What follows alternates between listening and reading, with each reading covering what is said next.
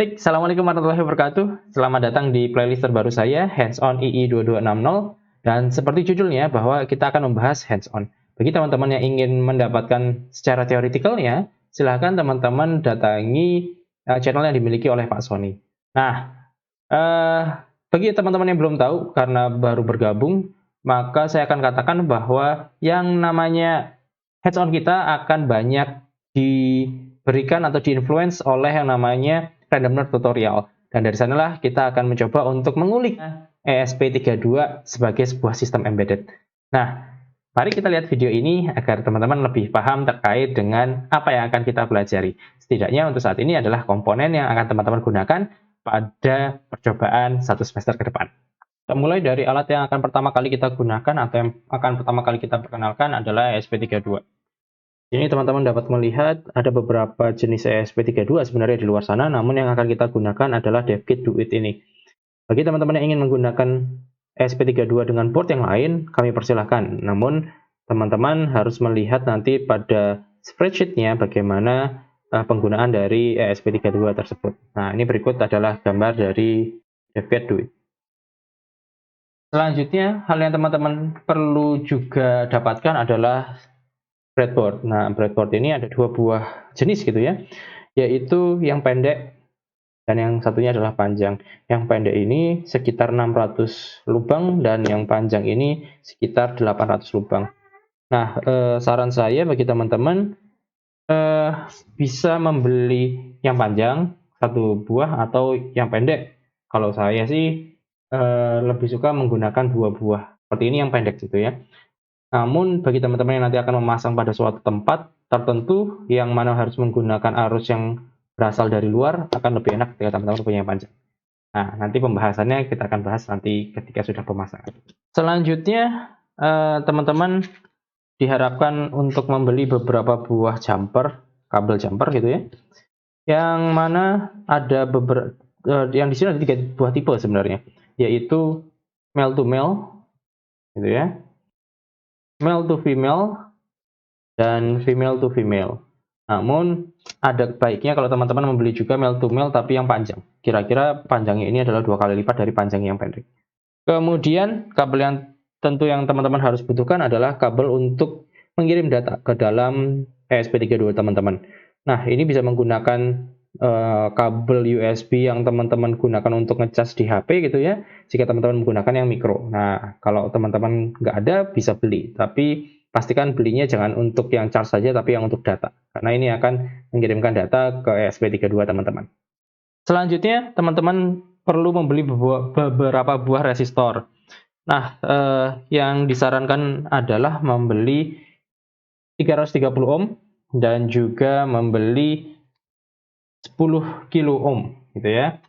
Nanti kalau teman-teman mendapatkan yang warnanya agak berbeda tidak masalah. Maksudnya di sini teman-teman bisa lihat di 330 ohm saya warnanya adalah biru, sementara di 10K saya adalah warnanya coklat. Tidak masalah kalau misalnya nanti teman-teman mendapatkan 10K tapi warnanya misalnya coklat gitu ya. Maaf, warnanya biru gitu, nggak masalah. Karena ini hanya untuk melihat kira-kira galatnya berapa gitu ya, atau simpangan maksimalnya berapa, itu nggak masalah. Satu lagi jenis resistor yang teman-teman bisa dapatkan yang ada beberapa buah hands-on yang memerlukannya bernama potentiometer. Di sini potentiometer yang saya beli adalah yang teman-teman bisa lihat di sini adalah 100K gitu ya. Jadi dia bisa nilai resistansinya mulai dari 0 sampai 100K. Dan ini kita tinggal putar-putar saja. Nah, kemudian ada yang namanya pencetan gitu ya, atau saklar. Nah, saklar yang ini adalah saya beli yang kecil, warnanya hitam gitu ya, dan isinya adalah kalau dipencet dia tersambung, kalau dilepaskan dia terputus. Namun teman-teman di sini bisa beli yang agak berbeda, misalnya yang agak besar gitu, yang warnanya merah gitu ya, dan kakinya mungkin hanya ada 2. Di sini kakinya ada 4. Jadi terserah teman-teman mau beli yang apa, yang pasti harus bisa memutus dan menyambungkan sebuah aliran listrik gitu ya, atau bisa dikatakan sirkuit. Selanjutnya yang teman-teman harus dapatkan adalah LED atau light emitted diode gitu ya. Di sini ada 3 buah jenis LED yang saya tunjukkan kepada teman-teman. Walaupun sebenarnya teman-teman bisa membeli hanya dengan satu warna saja, tapi saya memiliki 3 warna di sini. Dan jangan beli satu gitu ya. Jadi misalnya teman-teman mau beli warna merah aja nggak masalah, tapi belilah lebih dari satu buah LED karena nanti ada beberapa percobaan yang membutuhkan 3 buah LED. Jadi kalau mau warna-warni boleh, namun jika teman-teman ingin membeli yang satu buah warna, belilah 3 buah 3 buah LED gitu ya, jangan cuma satu. Selanjutnya ada beberapa buah sensor yang akan kita gunakan. Wah, ini ada banyak ya. Yang pertama adalah DHT22. Di sini teman-teman bentuknya akan seperti ini. Nah, untuk DHT22 ini, seingat saya teman-teman bisa membeli langsung seperti ini. Gitu. Jadi ada DHT-nya, ini sensor DHT-nya itu yang warna putih. Sementara boardnya ini untuk DHT22 udah include di dalamnya. Jadi kalau teman-teman beli ada namanya DHT11, teman-teman harus membeli secara terpisah antara DHT-nya dan boardnya. Namun untuk DHT22, seingat saya sudah otomatis terpasang seperti ini. Jadi teman-teman bisa langsung gunakan nanti. Kemudian ada BMP atau BME. Nah gunanya apa? Gunanya untuk mengecek antara humidity dan juga mengecek temperatur. Mirip seperti DHT, fungsinya sama gitu ya. Ini adalah untuk temperatur dan juga humidity.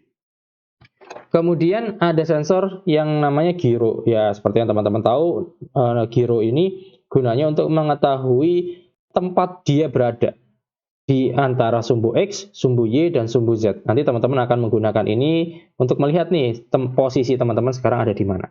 Selanjutnya, ini adalah sebuah sensor yang tidak harus teman-teman beli, tapi akan lebih baik kalau teman-teman beli gitu ya. Jadi di Random Nerd Tutorial ada yang menggunakan yang namanya PIR atau infrared gitu ya. Nah, namun untuk kelas ini saya belum tahu apakah akan bisa diberikan karena waktunya atau tidak. Namun kalau teman-teman ingin membelinya akan menjadi lebih baik gitu ya.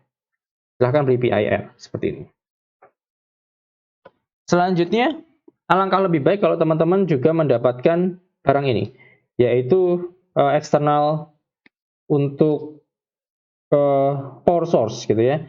Ini teman-teman bisa melihat bahwa kadang-kadang kita butuh source dari luar yang mana tidak lagi masuk ke dalam komputer kita. Atau kadang-kadang ada beberapa sensor atau beberapa buah komponen yang akan tidak kuat gitu ya kalau menggunakan inputan daya dari ESP32. Nah, teman-teman bisa beli ini gitu.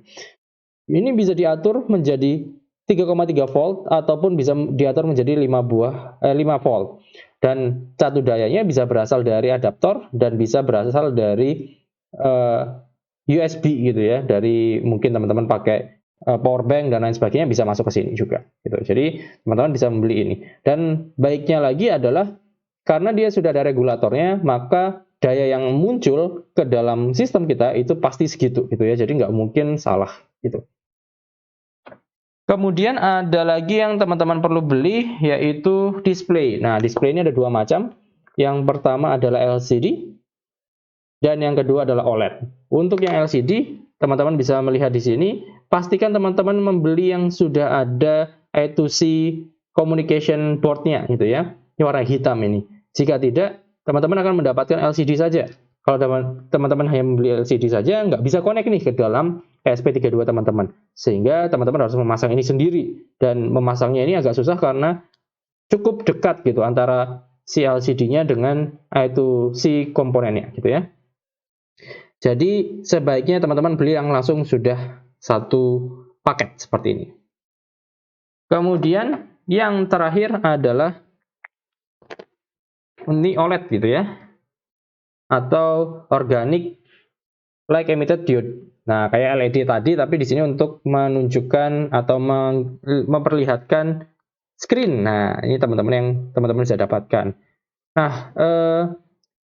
untuk OLED ini ada 2 buah warna yang diberikan. Yang saya dapatkan di sini adalah warna biru. Nanti kalau teman-teman ingin membeli yang warna yang lain, boleh. Jadi ada warna kuning juga. Dan keduanya ini cara kerjanya sama, hanya saja memang warnanya saja yang berbeda untuk warna dasarnya. Nah, ini adalah komponen yang teman-teman perlu beli, dan alangkah lebih baik kalau teman-teman juga menyiapkan, walaupun ini tidak wajib, adalah multimeter. Nah, teman-teman bisa beli yang digital ataupun beli yang analog. Ini akan sangat membantu teman-teman dalam memahami sebuah sirkuit dan melihat apakah sebuah alat teman-teman, misalnya tadi resistor atau apapun itu hidup atau tidak, bekerja atau tidak. Nah, ini akan menjadi lebih baik jika teman-teman memilikinya. Namun bila tidak masalah. Nah, tadi adalah sebuah pengenalan terkait dengan komponen yang teman-teman perlu beli pada perkuliahan kali ini. Nah, mungkin teman-teman banyak yang merasa, waduh ini kok banyak banget gitu ya. Tapi seingat saya ketika saya membeli beberapa komponen yang dasar, seperti misalnya ESP32, kemudian beberapa sensor tanpa PIR, kemudian membeli OLED saja gitu ya. Total yang saya keluarkan itu tidak mencapai 300 ribuan. Jadi saya harap ini tidak memberatkan bagi teman-teman. Kemudian ada lagi yang mungkin merasa bahwa waduh ini terlalu banyak komponen gitu ya, dan saya belum pernah nih pegang-pegang terkait hal ini. Nah, saya sarankan sebenarnya tidak perlu takut, karena saya berharap ini adalah sebuah kuliah yang fun gitu ya. Teman-teman mencoba hal yang baru, teman-teman mencoba untuk merasakan yang namanya elektronika walaupun teman-teman bukan orang elektro.